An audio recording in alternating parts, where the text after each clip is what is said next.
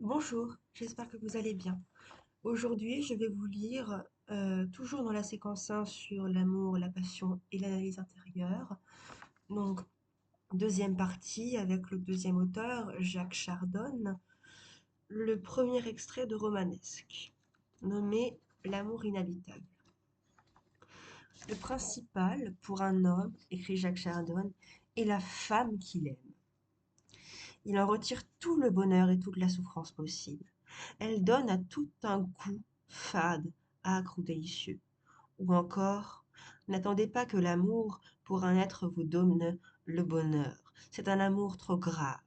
Ainsi, dans Romanesque, Octave a beau se plaindre d'Armande et se demander avec angoisse si elle aime ou elle ne l'aime pas, elle emplit sa vie, elle lui est indispensable.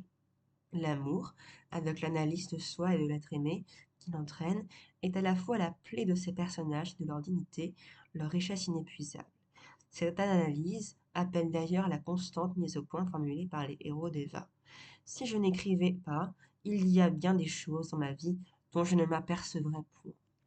Je les remarque afin de les noter, et en les écrivant, je leur donne un relief qui les déforme. Mon cher, elle est tout bonnement de ces romanesques qui ne s'enflamment que pour un personnage imaginaire. Elle te dira qu'elle m'a aimé d'un amour suprême. Seulement cet homme aimé, ce n'était pas moi.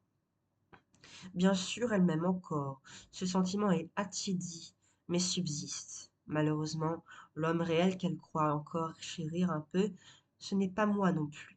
Le premier personnage me surpassait, le second m'est très inférieur. C'est un muet, sans figure, sans caractère particulier, je ne sais quoi d'édulcoré, réduit à l'état de symbole.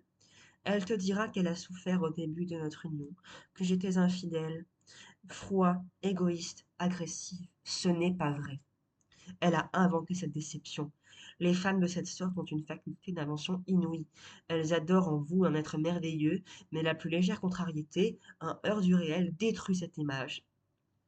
Me voilà costumé en personnage de l'enfer. C'est triste de n'être jamais vu tel qu'on est, c'est dommage. Au fond, ces imaginatives sont des inconscientes. Tout ce que j'ai fait pour Armande, elle ne l'a pas vu. Cela n'a jamais compté pour elle. Un homme rejette sa vie passée, abandonne en partie un métier qu'il aime, sacrifie une sécurité financière très douce, accepte la solitude et l'ennui, enfin sécurité financière, pardon, enfin pour tout dire d'un mot qu'il faut entendre en plusieurs sens, se ruine pour se vouer à une femme jour et nuit. Tu crois qu'elle s'en apercevra? Il entendra les reproches de la femme éternelle qui se plaint d'être délaissée par un homme autoritaire, cruel, infidèle, absent. Reste à portée de vue, mais 5 lieues entre tout vivant et toi, dans un désert, la femme est jalouse, tes complaisances infinies sont inutiles. Tu ne connaîtras que les larmes d'un enfant gâté, la barbarie d'un être à qui on a trop donné. Je m'aperçus qu'Octave avait conscience de ses sacrifices. Pourtant, il ne concevait pas toute sa dévotion pour Armande. Justement, ses renoncements pour elle n'étaient pas un sacrifice. Il demeurait ici parce qu'il ne pouvait plus en partir, voyager sans elle, s'intéresser à rien dont elle fût absente.